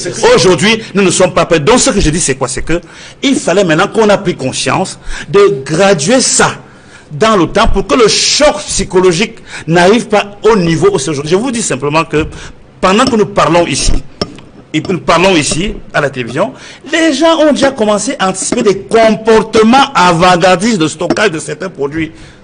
Je vous le dis, c'est la réalité. Si on demande la bière, il y a des gens qui vont certainement prendre déjà pour stocker, parce qu'ils savent pas demain, parce qu'il y aura 200 francs, entre guillemets. Il y aura des gens qui vont commencer à stocker le cosmétique. Même les téléchargements font partie. Même le téléphone fait partie. Donc je vous dis que je ne suis pas contre le fait qu'on le fasse, mais je dis ceci, ça me paraît assez brutal. Surtout à la période où nos économies sont en période incertaine, un peu incertaine. Et donc je pense qu'il aurait fallu qu'on fasse ce que vous avez tout à l'heure, à savoir taxer plus la taxe foncière, aller prendre là-bas et aller de façon modérée verser pour que le temps venant, à un moment donné, les consciences soient préparées. Et le gouvernement qui prévoit des taxes sur les téléphones portables et les applications téléchargées dans ces appareils. Georges Meka Bessolo, vous travaillez énormément dans le secteur de l'économie numérique, qui est un secteur qui est aussi important pour le domaine agricole. Lorsque vous entrevoyez ces nouvelles taxes sur les applications à télécharger et que le gouvernement cherche de nouvelles niches fiscales, comment appréciez-vous? Quelle est votre perception de cette politique fiscale? Elle serait bonne si et seulement si. C'est le secteur de l'économie numérique aujourd'hui, c'est le billet vert dans tous les pays. C'est là où la jeunesse consomme le plus aujourd'hui. Les téléchargements, les applications comme Facebook sont devenues aujourd'hui le rendez-vous, soit des débats ou des échanges des Camerounais, le rendez-vous commercial également, de partage d'informations. Oui, c'est le secteur qui, pour le consommateur, est peut-être le moins taxé aujourd'hui. C'est un secteur en pleine croissance. Cependant, c'est également le moment, lorsqu'on veut taxer, on va taxer les ordinateurs, les tablettes ou les téléphones, c'est le moment aussi pour l'État d'être proactif et d'aller voir des structures comme Techno, Itel, Samsung, de dire nous vous offrons les avantages pour venir mettre en place des chaînes de montage des téléphones, des ordinateurs. C'est comme ça que ces investissements directs étrangers qui viendraient justement, développer une économie non seulement locale, mais également régionale. Ne l'oublions pas, le Cameroun peut exporter dans la sous-région.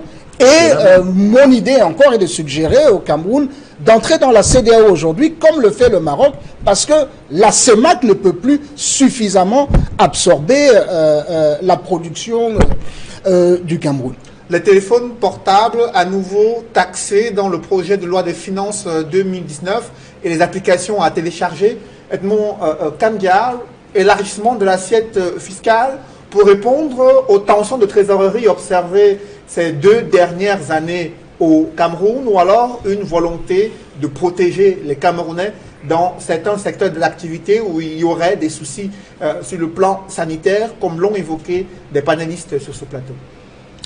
Je souhaiterais que, au-delà du fait que ce soit une niche fiscale, qu'il y ait une volonté véritable à travers cette taxation d'encourager les Camerounais à produire ou à créer des entreprises dans ces domaines-là.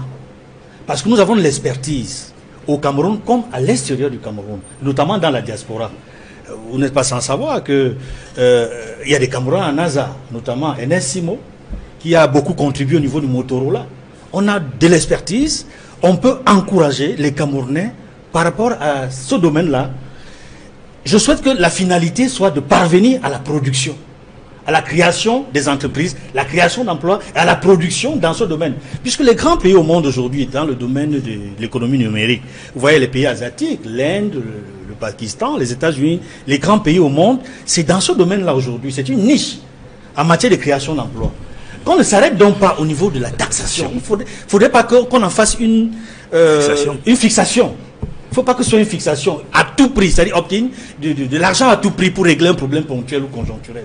Il faudrait que ce soit une façon d'encourager, de promotion, notamment pour la jeunesse. Puisque le chef de l'État, dans son discours, il a mis l'accent sur le fait qu'il voudrait davantage. Il a dit qu'il a écouté la jeunesse, notamment leur volonté de jouer un rôle majeur, y compris d'accéder, n'est-ce pas, aux décisions dans les milieux où on décide.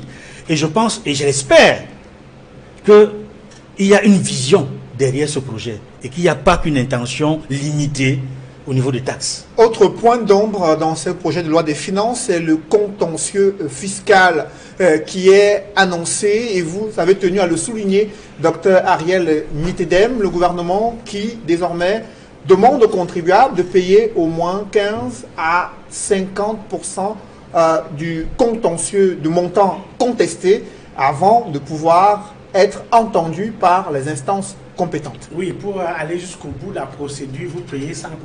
Si vous allez jusqu'à la cassation de la décision, vous payez 100% avant d'être écouté, avant d'avoir soit gain de cause ou de perte. Qu'est-ce qui fait problème sur ce contentieux fiscal? En fait, c'est pour justement limiter le contentieux fiscal. C'est ce qui était, c'est l'esprit de la loi. On ne veut pas véritablement permettre aux défendants de véritablement avoir gain de cause.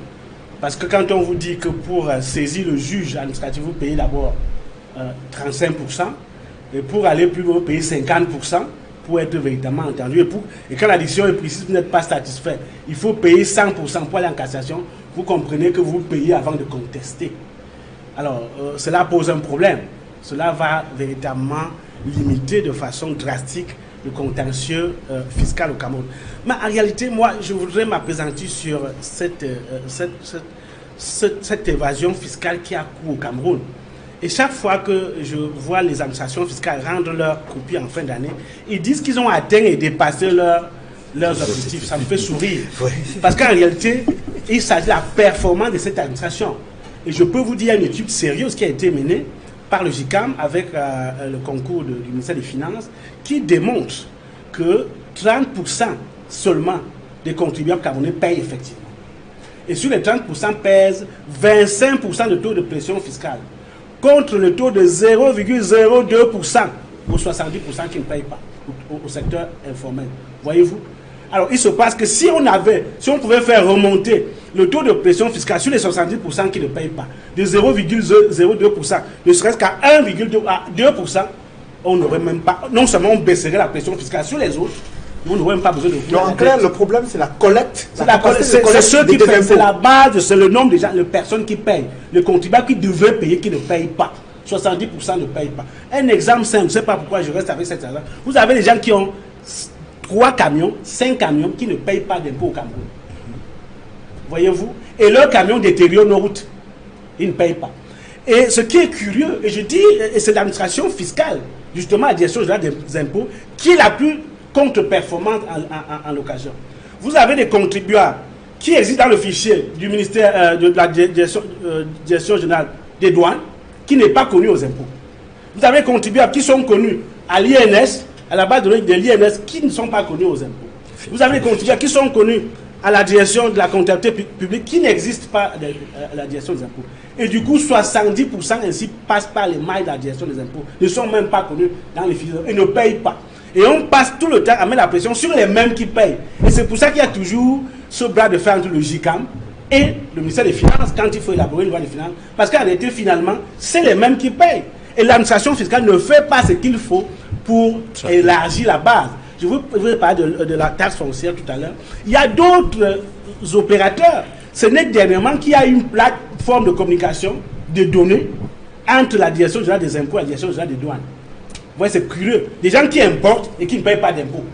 Qui importent des marchandises substantielles et qui ne sont pas connus dans le fichier de la direction générale des impôts. La Chambre des comptes relevait il y a quelques semaines, justement, qu'il y avait plus de 1300 milliards de francs CFA qui étaient non recouvrés par de recettes fiscales et douanières non recouvrées par l'État. Et elle a précisé que ce chiffre est de plus en plus important au fil des exercices budgétaires concernant la Chambre des comptes. Martin Omba, lorsqu'on a ce diagnostic sur le fait que 70% des contribuables réussissent à passer entre les mailles du filet et qu'à peine 30% des contribuables camerounais sont sous pression fiscale, comment analysez-vous la situation dans laquelle se trouve le Cameroun avec ces défis sécuritaires et budgétaires qui s'imposent avec acuité?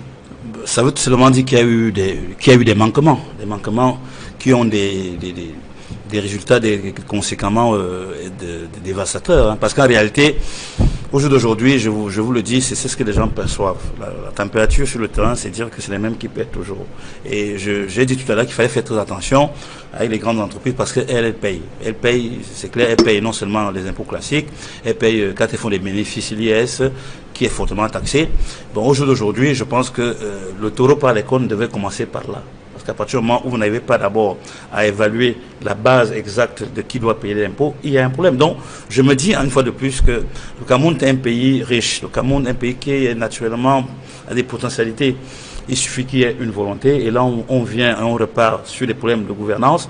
Parce que tout ce qu'on peut faire aujourd'hui, tout ce qu'on peut se dire aujourd'hui, c'est que, en l'absence d'une gouvernance solide, on ne peut avoir que, vous ne pouvez pas avoir de la matière, vous pouvez que gréver vos impôts, vos recettes, vous l'abandonnez complètement, on ne sait pas pourquoi, pour aller vous réfugier sur des choses, pour moi, comme je vous l'ai dit tout à l'heure, sont là pour appuyer encore, pour défavoriser ceux qui sont encore les plus démunis. Il existe quand même des mesures de promotion de nouveaux investissements dans les zones économiquement sinistrées.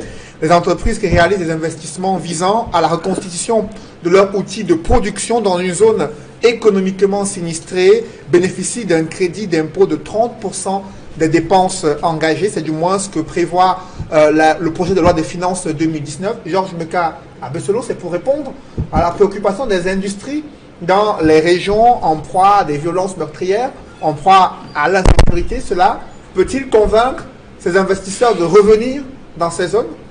À court terme, non. Il faudrait au minimum une situation sécurisée d'au moins 2 à 3 ans pour rassurer des investisseurs d'y aller et d'évaluer si ces zones sont accessibles justement et qu'il y a une main-d'œuvre potentielle employable. Donc c'est une bonne mesure, mais il faut voir les conditions dans lesquelles les investisseurs décideraient d'y aller. Mais si on parle des zones du sud-ouest et du nord-ouest, ce ne sera peut-être pas pour des nouveaux investisseurs maintenant. Il y a la dette du Cameroun qui est scrutée de près à la fois par les experts, mais aussi les investisseurs. Vous avez vu les différentes dispositions, Dr Ayane Nietedem, de la loi des finances, projet de loi des finances 2019, le service de la dette publique et les différentes émissions des titres publics que le gouvernement compte faire pour l'année 2019, sans compter les emprunts non concessionnels qui sont prévus. Est-ce que cela démontre une volonté pour le gouvernement de maîtriser son rythme d'endettement? Oui, comme je l'ai dit à l'entame, le taux de croissance du budget qui est de 3,4% des notes de la volonté de limiter l'endettement. Et quand on rentre dans la loi, il y a 250 milliards prévus pour le recours à l'emprunt obligataire, donc à l'épargne publique. Cela peut poser quelques problèmes, mais c'est encore mieux.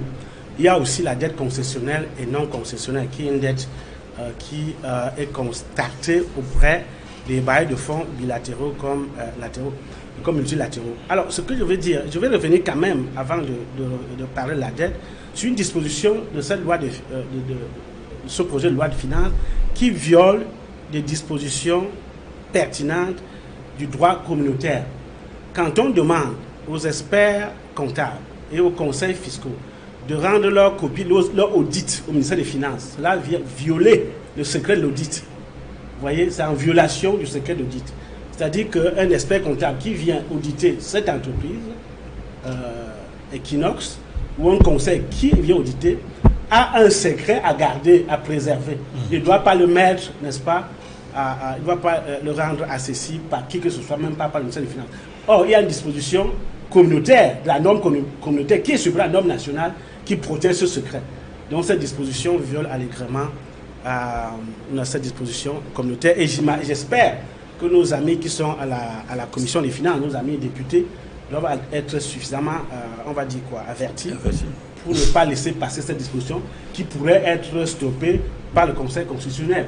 Mais docteur Ariel, quand même, il y a certaines entreprises qui pourraient, par leur malgouvernance, poser un risque social.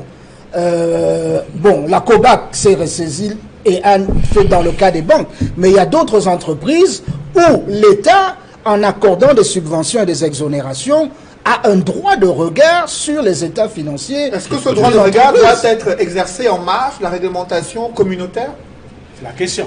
Oui, mais je préfère ça que on puisse stopper à temps une société qui est en train d'aller en faillite, qui va mettre plusieurs familles dans le chômage. Je préfère ça, quitte à réharmoniser ces directives CEMAC.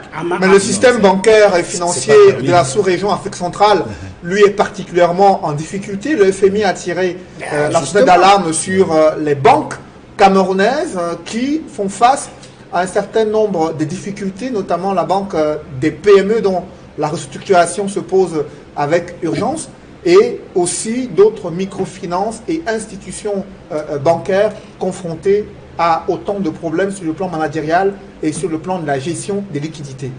Oui, on sait bien comment les banques se comportent. Ils prennent peu de risques, ils financent très peu l'économie parce qu'ils ne veulent pas prendre des risques, alors qu'ils ont des fonds qui sont oisifs, parce qu'ils sont en subsidié, il faut le dire, et il y a ce manque de prise de risque pour financer l'économie.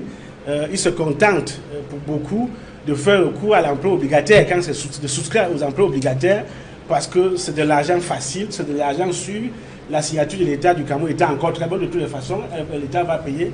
Donc nos banques ne jouent pas suffisamment leur rôle. Il est question du FMI ou des organisations de Bretton Woods de les amener à jouer pleinement leur rôle du financement de l'économie, à faire fructifier l'épargne des déposants. Alors pour revenir sur la dette, vous avez parlé de la dette tout à l'heure, il y a cette question justement sur les emprunts obligataires qui se font de façon répétitive au Cameroun. C'est bien, diront certains, parce qu'on prête aux Camerounais, les intérêts sont payés aux Camerounais, mais il y a un problème, c'est que ça contribue à l'effet d'éviction, à savoir que les fonds qui auraient être utilisés, prêtés au secteur privé, aux agents économiques privés, sont capturés par l'État au détriment du secteur privé. On sait que l'État est toujours moins efficace que le secteur privé dans la production des richesses. Donc cela pose un problème quand on recourt très souvent à l'emprunt obligataire. Cela handicape le secteur privé et les ressources sont, on va dire, moins, enfin l'utilisation des ressources est de moins meilleure qualité. Alors maintenant, pour ce qui est de l'autre type d'endettement, qui est l'endettement, les prêts concessionnaires, je me demande pourquoi le Cameroun inscrit dans sa loi de finances, d'année en année, ses prêts, alors que nous avons 4 000 milliards de cents qui dorment dans les caisses de la CAA. Les cents, c'est les soldes engagés non décaissés. Pourquoi solde engagé non décaissé? C'est que le Cameroun a réussi à obtenir des emprunts. On les a cantonnés, mais on ne peut pas les décaisser parce que les projets n'ont pas été menés de façon satisfaisante. Et on continue à s'endetter. Et le service de la dette pèse sur le budget de l'État. Cela pose un problème. Donc il faudrait mettre l'accent sur l'utilisation de ces scènes avant de continuer à s'endetter là. Pour l'économiste Christian Pandaekoka, le danger, c'est l'accumulation de ces dettes improductives qui financent des projets non viables, incapables d'en assurer le remboursement. Est-ce que vous partagez cette analyse sur ces montants cumulés à la CCA qui ne sont pas décaissés jusqu'aujourd'hui pour des projets viables? Martin Omba? Oui, bien évidemment, c'est un secret pour personne. La non-utilisation de ces fonds est un handicap pour financer la partie productive de notre économie. En parlant des banques que tout à l'heure vous avez évoquées, il faut quand même reconnaître aussi que, en ce qui concerne la façon dont le fonctionnement des banques à travers les crédits aujourd'hui en Afrique centrale est décrié au niveau des taux d'impayés. Parce que si on a tiré la sonnette d'alarme, c'est que les Camerounais, les Africains ne remboursent pas les crédits. C'est pour ça d'ailleurs que le ministre des Finances, avec le Conseil international du crédit, ont mis en place la centrale des risques qui va désormais obliger tous ceux qui empruntent. Je vous dis qu'il y a des gens qui font dans la cavalerie. C'est-à-dire que je suis chez M. Noufélé aujourd'hui, après je suis chez M. Moka, ça passe chez M. Moka, je vais chez M. Edmond, ainsi de suite, et ils n'arrivent jamais à solder leur crédit. Donc le véritable problème aujourd'hui, c'est qu'on va assainir en mettant en place un fichier unique. Tant que vous n'avez pas remboursé chez M. Noufélé, vous ne pouvez pas prendre un crédit chez M. Martin. Donc en réalité, c'est parce qu'il y a un taux d'impayé relativement important, plus de 24% pour les microfinances et aux alentours de 10 à 12% pour les banques. Alors vous comprenez que même si c'était vous, avec notre épargne qui est essentiellement à court terme, vous ne pouvez pas prendre l'argent à court terme et faire des crédits à moyen et à long terme. Le problème aujourd'hui dans le système bancaire camerounais et Afrique centrale compris, c'est que notre épargne est à court terme et les financements qui doivent échoir au secteur qui produit doivent être au moins à moyen, si ce n'est plus souvent à long terme. Et tant qu'il y a cette contradiction, même si c'est vous qu'on met à la direction d'une banque, vous n'allez jamais faire plus que les équilibres là vous y autorisent. Donc notre souci aujourd'hui auprès des banques, c'est de dire que lorsque vous vous engagez, il faut que vous payez. Vous comprenez? Donc le problème des banques, c'est qu'il y a un taux d'impayé qui a été relevé à un niveau très important, d'où on veut d'abord effacer cela avant de repartir. Mais ces créanciers, ces débiteurs auprès des banques sont également des PME qui attendent que le gouvernement puisse régler ses factures. Et la question de la dette publique se pose également avec acuité. Edmond Kamdia, le FMI, qui a suggéré au gouvernement camerounais d'apurer sa dette intérieure pour pouvoir permettre à ces PME également de pouvoir avoir une bouffée d'oxygène financière. Et jusqu'ici, on n'a plus de nouvelles de l'audit qui avait été commandé par le ministre des Finances et les différentes repartitions pour régler cette dette. Effectivement, le FMI a bien fait de demander au gouvernement camerounais d'apurer sa dette intérieure. Parce que lorsque la dette intérieure est apurée, cela encourage les investisseurs locaux, cela encourage les PME, et ça permet de faire bouger l'économie locale. Mais malheureusement, malgré ces conseils, j'utilise le terme de mon ami M. Nitedem, ces conseils que donne le FMI, parce que c'est une expression qu'on peut débattre. J'allais même dire c'est une sémantique. Quand vous dites que le FMI donne des conseils à l'État du Cameroun, qu'on découvre un peu aujourd'hui. Qu'on découvre un peu aujourd'hui, vous dites des conseils. Vous dites des conseils. Je vous dirais. Quand, sur le plan diplomatique, les ambassadeurs, notamment l'ambassadeur des États-Unis, donne des conseils au chef de l'État, on dit que c'est un diktat.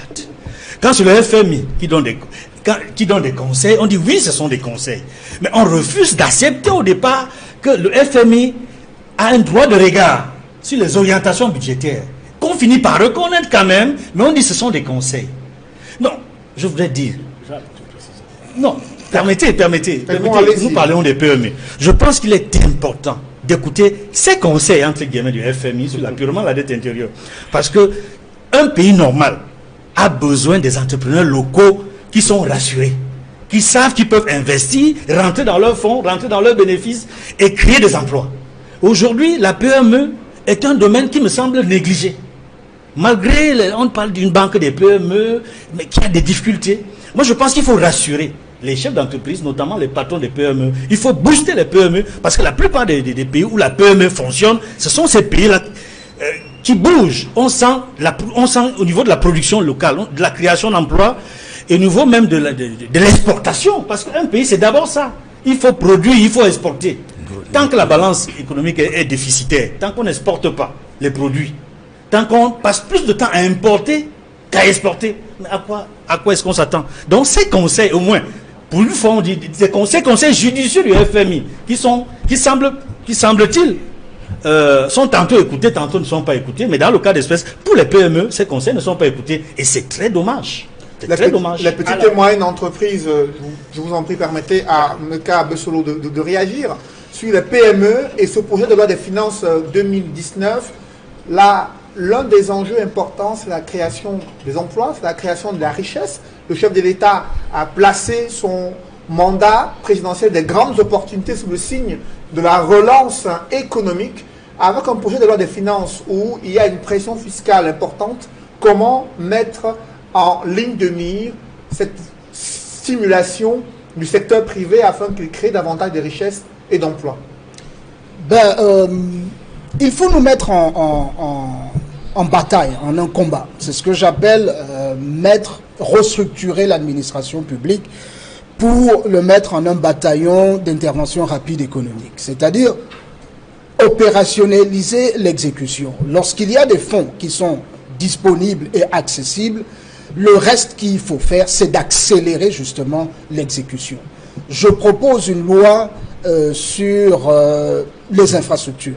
Les compagnies qui sont chargées ou adjudicataires des marchés d'infrastructures au niveau de l'État doivent travailler 24 heures sur 24, comme ça se fait dans d'autres pays. C'est à ce rythme-là qu'on peut rattraper le retard et qu'on peut satisfaire les attentes des populations. Réseau routier, infrastructure énergétique, il faut travailler 24 heures sur 24. Le deuxième volet pour créer des emplois, notamment l'agriculture, aucun pays ne s'est développé économiquement en étant juste une porte ouverte à toutes les importations. Il faut revenir vers les grandes sociétés de production agricole dans les filières du maïs, du café, du cacao, qui, elles, ont des capacités d'atteindre rapidement des économies d'échelle et d'exploiter des superficies de 10 000, 15 000, voire 20 000 hectares. Et c'est à partir de cela que les intrants agricoles qui sont nécessaires à l'industrialisation vont effectivement permettre un décollage économique, à baisser les coûts de transaction nécessaires. Sans cela, nous resterons toujours dans une révolution verte, dans une agriculture de seconde génération, dans des slogans de pays émergents dont on ne voit pas la première lettre d'émergence. Au moment où le Cameroun est en train, du moins le Parlement examine ce projet de loi des finances 2019, Dr Ariel Nietedem, que faut-il faire pour répondre à la fois à cette volonté du gouvernement d'élargir l'assiette fiscale, pour répondre à ces missions régaliennes, mais aussi d'encourager le secteur privé à créer davantage de la richesse, créer davantage des emplois décents pour les Camerounais? Oui, très rapidement, je suis d'accord avec mon voisin de droite quand il dit que c'est la PME qui crée les richesses dans un pays, et même dans les pays les plus grands que vous pouvez imaginer. Aux États-Unis, ils appellent ça small business. C'est eux qui créent la richesse. C'est tout à fait normal. Alors, si je parle des conseils du FMI, c'est parce que si on en ressort du programme économique et financier avec le FMI, qui est un programme de 3 ans, si on ne satisfait pas toutes les conditionnalités de ce programme, le FMI se verra obligé de nous imposer un programme plus drastique comme celui qu'on a vécu dans les années 90, le programme d'ajustement structurel. Et là, les instructions du FMI seront des instructions. Ce sera plus sous forme de choses à prendre ou pas. Ils vont vous imposer et ils vont mettre notre souveraineté entre parenthèses sur certains domaines. Et on l'a vu, pendant le pass, la planification était mise entre parenthèses. Et d'autres, vous voyez, la dévaluation ne l'a pas demandé avant, alors que la monnaie, n'est-ce pas, relève du domaine de la loi. De la souveraineté. De la souveraineté et de la loi. Ce n'est pas passé, il n'y a pas une loi de la dévaluation qui est passée par la représentation du peuple. Donc c'est pour ça que j'insiste sur les conseils. On est encore aujourd'hui sous l'effet des conseils du FMI. Alors je dis, si on ne fait pas attention, on n'en ressort pas de ce programme est satisfait, on va rentrer dans un programme d'ajustement structurel ou ce seront des instructions que le FMI va nous donner, ce sera le diktat du FMI. Et que faut-il faire en quelques Alors que mots? c'est-il faire? Moi je dis il faut travailler sur la promotion des chaînes de valeur. Il faut cesser d'exporter à l'état brut. Il faut cesser d'exporter les matières premières. Il ne faut plus qu'une économie qui soit basée sur l'exportation de matières premières. Aucune économie ne s'est développée sur cette base. Il faut transformer sur place. Ça crée de l'emploi sur place, ça crée de la richesse sur place et ça permet d'exporter la valeur ajoutée qui nous rapporte plus de devises lorsqu'on exporte sous forme de matières premières. Et encore que quand on exporte sous forme de matières premières, c'est les acheteurs qui imposent les prix. Ce n'est pas nous qui fixons le prix. Nous sommes des price takers au lieu d'être des price makers. Et c'est très important qu'on s'inscrit dans cette logique. Après vous, Martin Omba, en quelques mots, comment permettre au secteur privé de créer davantage de la richesse, de créer davantage des emplois et répondre au souci du gouvernement de collecter davantage des ressources fiscales internes pour répondre et faire face aux défis de la crise économique? Ce qu'il faut, à mon avis, déjà, c'est de pouvoir faire que toutes ces entreprises qui sont dans le système informel entrent dans le système formel. C'est d'un. Vous savez qu'il y a près de 30 000 entreprises au Cameroun. Sur les 30 000 entreprises, les grandes entreprises représentent à peu près 4%. Vous comprenez? Ça veut dire qu'il y a au moins 74%, 75% d'entreprises qui sont les PME et les PMI. Une fois que j'ai dit ça, je pense que je n'ai plus rien à dire, à savoir que c'est sur cette taxe-là que toute politique économique au Cameroun doit, n'est-ce pas?